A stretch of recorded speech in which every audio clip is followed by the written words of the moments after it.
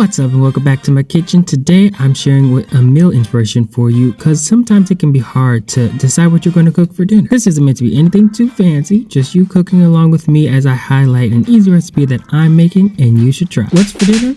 Black bean burgers. Nice. Start off making one of the sides for today, which is just some sweet potato. I peeled them, then large diced them, and then tossed them in some avocado oil and added this chili lime seasoning, and then just put them in the oven to roast while I make the burgers. You'll need some breadcrumbs for this recipe, and if you happen to not have any like what happened to me, just take a couple slices of some stale bread. Mine actually came from the freezer, and it made perfect breadcrumbs once I put it in the food processor and blended it up. For the burgers, guess what you're gonna need? Some black beans. Yes, because it's called a black bean burger. Now, I like making things and creating dishes with ingredients that you already have at home. And I only had 1 can of black beans, so I ended up supplementing with kidney beans.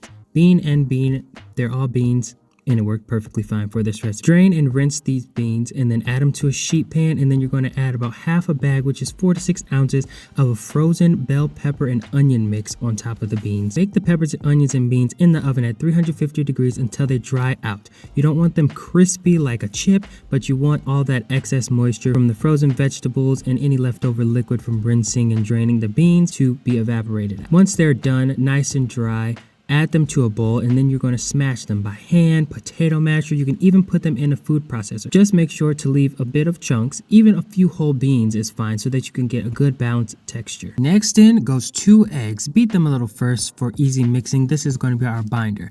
Add in your breadcrumbs and cottage cheese. Yes, it is cottage cheese. I know every other recipe has been cottage cheese lately, but don't worry, it'll be fine. It's just like adding little cheesy bites for this burger. It's flavor. Okay, halfway through this recipe, I'm just letting you know this will not taste like meat. Again, I repeat, it's not supposed to taste or be anything like meat. But to get those savory and umami flavors, I added in some steak sauce and some soy sauce, and then season this mixture well with some onion powder, ground cumin, chili powder, garlic powder, some smoked paprika for that smoky flavor, some salt and pepper to taste. Mix the bean mixture together until it is well blended, and then to make this pile of what looks like goop into burgers, you're going to have to form it into some patties. So take about 1/3 cup, 1/4 cup of the mix and form it into a flat circle, about 1/2 inch thick. Really just make it look like a burger patty. If you like your burgers a little thinner, if you want sliders, if you want them thicker, you may have to adjust the cooking temperature, but they can be different sizes. Out of this, I got 4 to 6 perfect standard bun size patties. To cook them, bake it in the oven at 375 degrees Fahrenheit for about 20 minutes, flipping them halfway,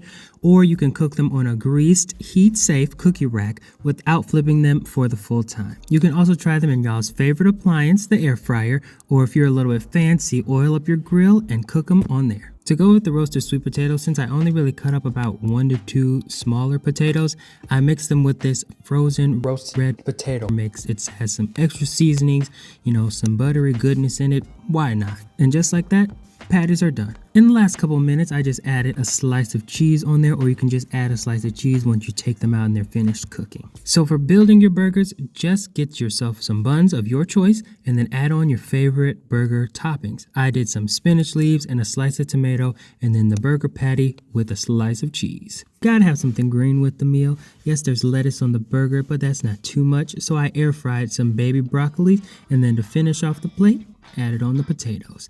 And that's what's for dinner. For the drink, we had some sweet tea, and also I did a little experimental peach dessert. Hope you got a little bit of inspiration for your next meal. And remember, cooking doesn't have to be that hard, so why don't you get in the kitchen and get creative? Yum yum.